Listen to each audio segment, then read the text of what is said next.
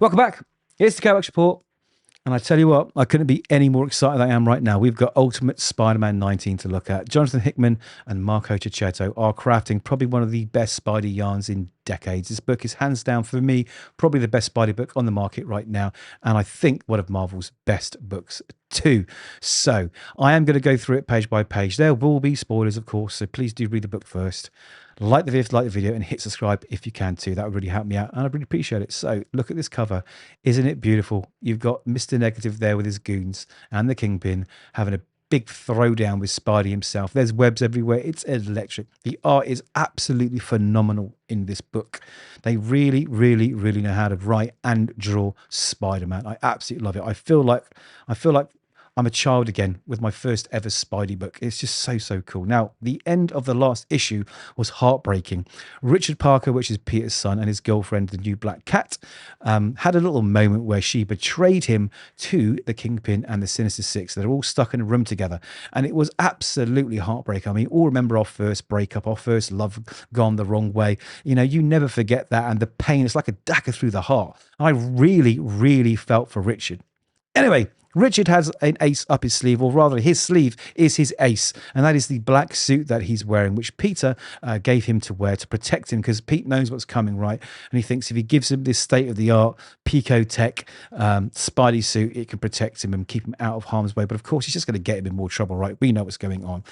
Anyway, after the events of the last issue, Black Cat and Richard are on top of this building discussing what went down then. And here we go. We get to relive it. So there we go. We got Bullseye, and we got the rest of the Sinister Six and Mr. Wilson Fisk there. And those were those immortal words that I'll never forget. He goes, How could you do this? He says to her, and she goes, it's my nature. It's just so cold. You know, it was an absolute dagger. And the Kingpin replies with, so what's it going to be, kid?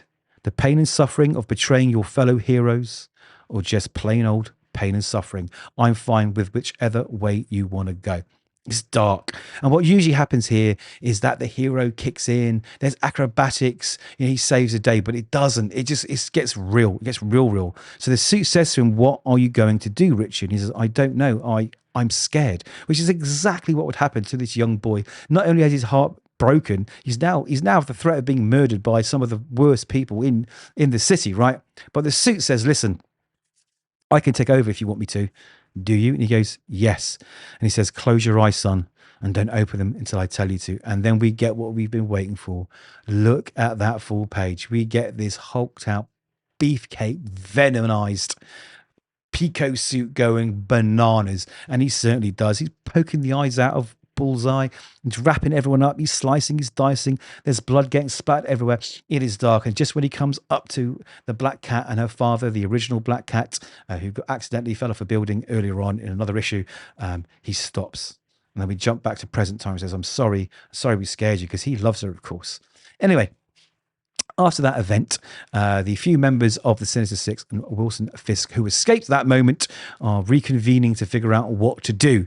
They're discussing the fact that Craven has gone missing. We know what happened to Craven, right? If you've been reading this, you know that he was murdered by Gwen Stacy as one of the Mysterios, which was such a huge reveal and a brilliant plot twist I never saw coming. It was so good. But they're trying to figure out what to do, right? Now, Wesley here, that's the Kingpin's right-hand man. He's also now working for the good guys. So they're getting relayed back everything that's going on. Now, Mr. Negative here, he's getting a bit fed up because guerrilla tactics have ensued, and Green Goblin and Peter Parker as Spider-Man have been going through attacking all of his businesses and everything else, but it only seems to be attacking him, and he's getting upset that no one else is feeling the pain, and he wants something done about it. And he kind of challenges the Kingpin in this, and you expect the Kingpin to crush his head, right? And then Mr. Negative is about to just go into their brains and mess with them all, and Fisk just sort of stops for a second and goes, hold on a minute, look what they've done to us. We have a plan. We have a plan. And then the as you can see, they're not very well looking. The original Black Cat says, and what about the monster? And this is where we find out there's some secret going on, and Mr. Fisk has put something into action, but we don't know what it is yet. Who is the monster? What is the monster? We don't know. We also know that the Mole Man is also on Pete and the Green Goblin side, because he wants out of this mess. He doesn't want to be part of the Sinister Six anymore. He needs an escape route, and he feels by helping these guys out, that will get him out of this. And that's where we find him breaking in to Pete's apartment, and Pete is waiting there, waiting for someone to pick up. And there's a moment where, Pete's still trying to, I don't know, put the pieces together. He's like, when we come back to the house, how are we going to come back to the house? It's such a mess. And like he touches the little height marks of his kids growing up. So it shows there's so much history and love in that house. It's their home. It's not just an apartment. And the mailman says, what makes you think you can even come back here with what's going on? It's a real sad moment. You really feel it. And this is what he does. He doesn't put Spidey in the suit very often, but what he does is he puts you in Peter Parker's shoes about how you would feel with all this going on. And that's why it resonates so much with me. It's just brilliant. A lot of people criticize the fact that we get like 2 panels of Spidey in the spider suit, but I think they're missing the point here. They're missing the point. This has always been about Peter Parker, who has, great power and great responsibility, right? The suit and him being Spider-Man is just part of Peter Parker, not the other way around. And this is why everything that happens when he is in the suit, and I say it every video, you're probably tired of saying it, hurts more, resonates more. You really understand what is going on and what's at stake. It is so well done. It's so well done. Anyway, he says, listen, are you going to start taking a bit more of an aggressive stance, considering what happened to you? Because I know you're not. You said many times that, there are limits and lines you won't cross, but what about everyone else that's working for you? Meaning like Green Goblin and Gwen Stacy's Mysterios, because they're bad. They don't care about the lines. They will cross whatever line that they need to cross. Anyway, the issue ends with Richard, after his secret meeting that he'd snuck out to see the Black Cat, creeping back into the house. And Mum and Dad are not happy. They are not happy at all. And Mary Jane is starting to break. She's starting to sort of not hold it all together. And she has been the absolute glue and rock that's held this family together throughout all 19 of these issues. She's put up with so much. Their life has been completely turned upside down. They had to go into hiding. People are dying. Her children's lives are at risk. She's saying, Peter, listen, we need to talk. And this is where you think, oh my God, is she going to leave Pete? Because they've done that in the other book and it didn't work out. But it's not. She's saying, listen, I've stood by you. I've allowed you to keep your secrets. I've supported you going off, putting on these tights and battling people. But you know what? If this is going to continue, if we're going to continue, I need to know everything. And that's how the issue ends. And it's so powerful. It really, really is. You feel the love between these two. You can still see what Mary Jane is struggling with. She loves this man. She loves her children. She doesn't want their family to break up. She doesn't want them to die.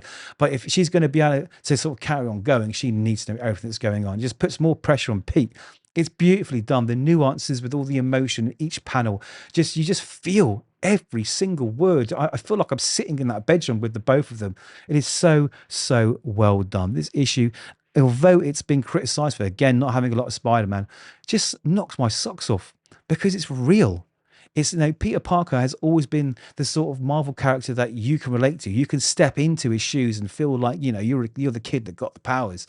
And that's what's happening here as an adult. And it shows that you can tell Peter Parker Spider-Man stories of him as an adult, happily married with children, and they work and resonate. It is masterful. Jonathan Hickman and Marco Checchetto have absolutely outshined themselves with this book, and I cannot wait to see what happens in the next one. Even though it's ending at issue 24, and I'll be very upset, I think these 24 issues would be a lovely little hardcover to sit on the shelf to revisit anytime you want a good story from Spidey. So those are my thoughts. Please do let me know yours, and hopefully we'll catch you in the video. And don't forget, of course, to like and subscribe. I'd really appreciate it.